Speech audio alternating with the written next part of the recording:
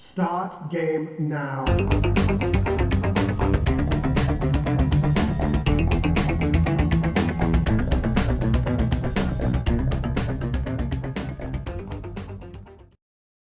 Welcome, retro fans. I'm your host, the No Swear Gamer, and today we're going to continue our ABCs of Retro series. That's a series where we go through the alphabet one letter at a time, find a game that starts with that letter, and find out if it's any good or not. Today we're on the letter N, and our last hint... Wait a minute. Tax avoiders. What are you doing here? You, one of the worst games, maybe the worst game in all history. Why are you back here? What's that? You're visiting the guys at the Retro Obscure podcast and haunting them? Giving them lots of trouble and mayhem? Oh, good job. Why don't you take a break for a second? All right, so anyways, back to where we were. Letter N, I gave this hint last time, with control pad, and that's because today's game, Nights into Dreams, for the Sega Saturn, our first Saturn game here, is a game that came bundled with the 3D controller pad inside, actually. You can see it all over. 3D control pad inside. They're really trying to do this with 3D controller. In case you were looking at any side of the box, you knew that the 3D controller came inside. And it is a pretty nice box. You got this really weird purple guy. And yeah, it's kind of bizarre. Really, it's kind of bizarre, but that fits Nights into Dreams, also known as Just Nights, from 1996, made by Sonic Team, one of the beloved Sega developers. And it is a Sega Saturn exclusive, at least when it first came out. Now, it also came in a generic Sega Saturn case, and I think at one point it even came bundled with the Sega Saturn itself. But what we're going to do is we're going to pop this into my Sega Saturn and find out if Nights into Dreams is a dream come true or a nightmare like tax avoiders. In Nights into Dreams, you get to choose. You can either be a boy named Elliot or a girl named Clarice. Now, both of these kids have had a very bad day. Clarice has had some bad case of stage fright. Elliot had a bad day on the basketball court. So they both went to bed kind of mopey, but little did they know that their night was just beginning, because they were going to encounter the world of Nightopia, where the evil wise man and his Nightmarian creatures were waiting for them, because this guy is a bad dude. Is there any others when it comes to villains? I typically do the bad guys. Anyways, he's out to steal people's dream energy. Yeah, that's right. Before Monsters Inc., this guy was stealing dream energy, even though Monsters was, fear, I understand. Okay, anyways, stick with me here.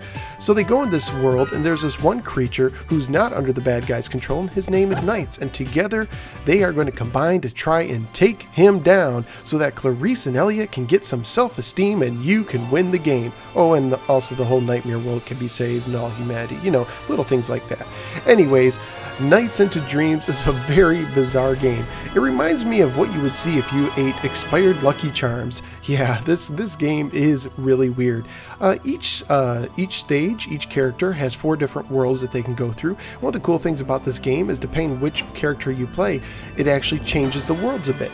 So you got 4 worlds to go through, and every 4 world is divided up into 4 stages. You see, at the beginning of each stage, you see your character running up with these 4 orbs that represent these various dream powers, and these creatures mug them every single time. These kids really should get some mace or something. But anyways, every time they get mugged, and now they have to combine with Nights, so they join this Nights creature, and now you fly through the air trying to capture every one of these orbs that were stolen. Now, the way you rescue these orbs is you have to go and find these blue chips, or these blue shiny spheres, if you will, and deposit them in a big jellyfish. Yeah, this game's great. It totally makes sense. So anyways, once you deposit them in the jellyfish, it explodes, you get that orb back, and you rinse and repeat.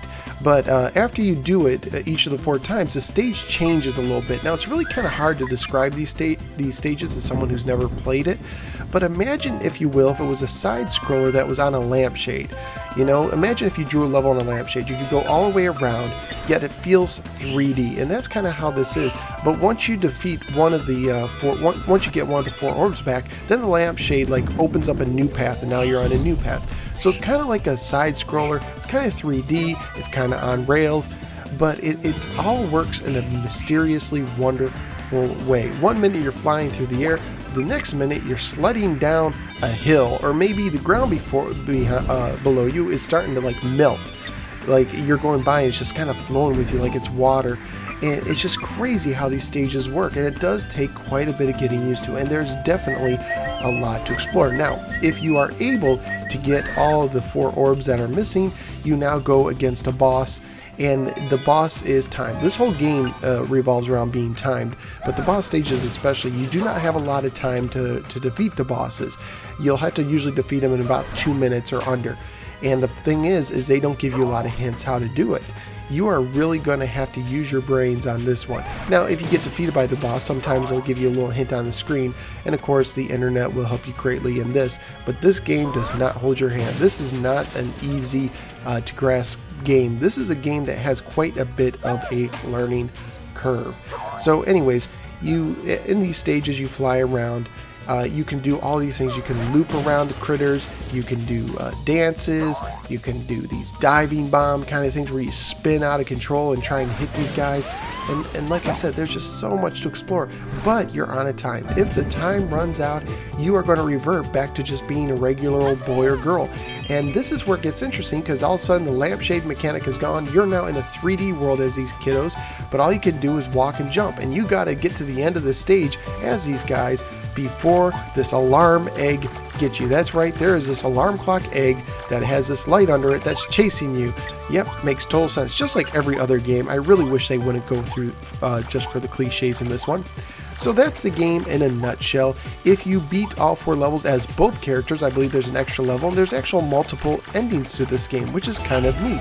Really opens up some replayability.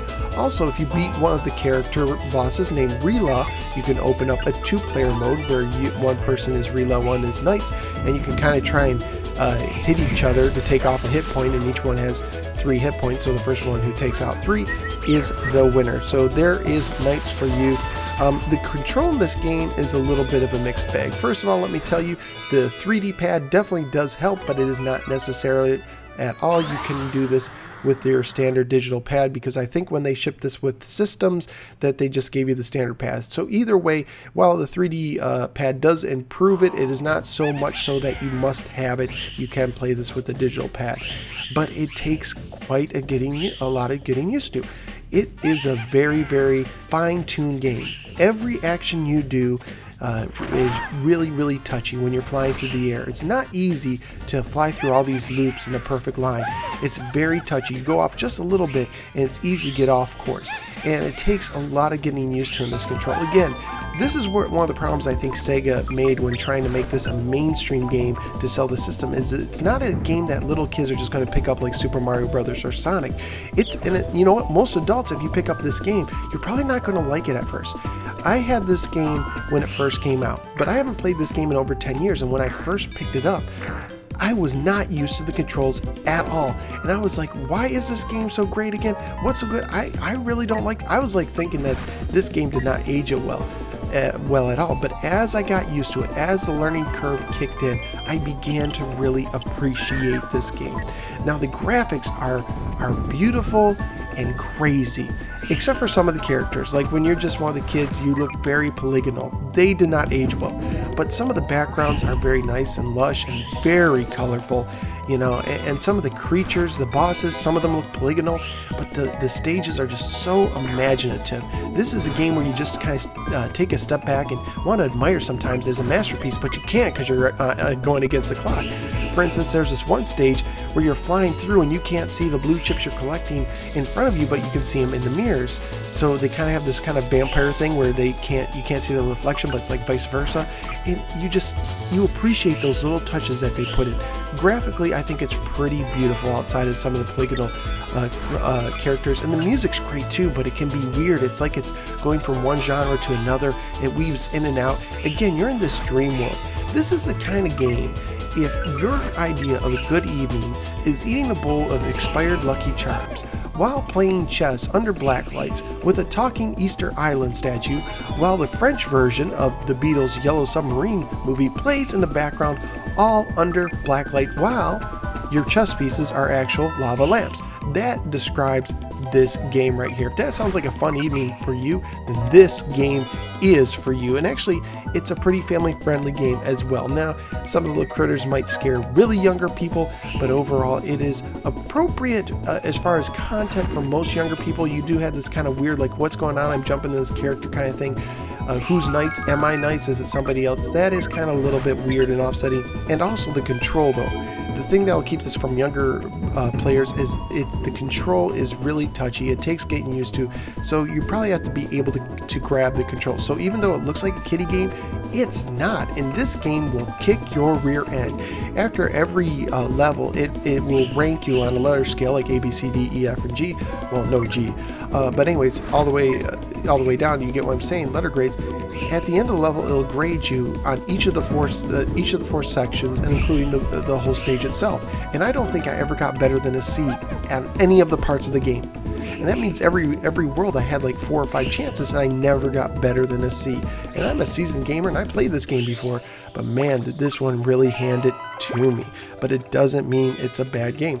But it is an in-demand game. If you want to get a copy on the eBay, it's going to cost you, especially if you want a complete copy. Now, if you just want it like a disc alone or the jewel case version, which came with like the bundle or with the systems, if you want one of those, you're looking at $15, $20. If you want the long box, the standard Sega Saturn box complete, you're looking at $30 to $40. And if you want the whole enchilada, I'm talking you want the game with the 3D control pad in that whole box set, it's going to cost you $65 to $75. So this game is quite a bit in demand. And when you ask Sega Saturn aficionados, if you will, one of the great games, they will put this high on their list. Now, it was re-released on the PlayStation Network and Xbox Live.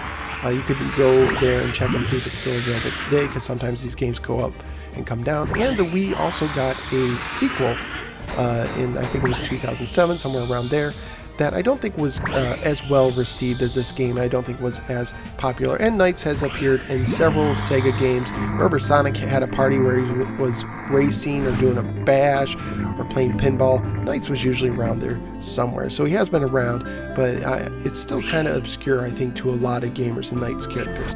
So, what do I think of Knights? Where would I rank it? I'll tell you what. If I ranked this after the first 30 minutes of play, it would have been low on my list. I'm talking, it would have been hovering probably in the bottom half of the list, because I just wasn't getting it. But the more time I gave it, the more I appreciated. Now, like I said, this is an acquired taste. Okay, it's a little bit weird, it's a little bit bizarre, and it takes some getting used to. But I think that most people, especially if you're a Saturn owner, you should give it a chance. And I'll tell you what, personally, I think it's better than Aladdin. And Aladdin is like a great game. And I think it's better than Haunted House on the Atari 2600. There's just something about Knights that really brings you in. I will tell you this, I like Bust-A-Move too. It offers me a little bit more replayability. It's a little bit simpler, more friendly to the gamer if you just want to sit down and enjoy a game. So I'm going to put it right at my number 2 spot. So there you go, Knights into Dreams for the Sega Saturn. If you own a Saturn, you should try this game at some point.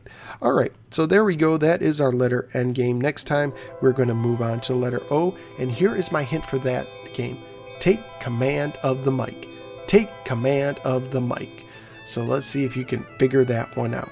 Hey, I would totally appreciate it if you like videos like this, if you'd hit that like button, and even better, if you would subscribe. Subscribers help me a lot, help me know to keep these videos going. You can also follow me on the Facebook. Go to facebook.com/TheNoSwearGamer. I treat it like a little video game blog. Not only do I post my episodes, but I post trivia, questions, photos, old magazine ads of video game stuff like that. I think you'll really dig it. So go to facebook.com/TheNoSwearGamer and like me there. So anyways, thank you for giving me a little part of your night. I hope it's tax avoider free, and I'll see you next time right here on The No Swear Gamer. Catch you later.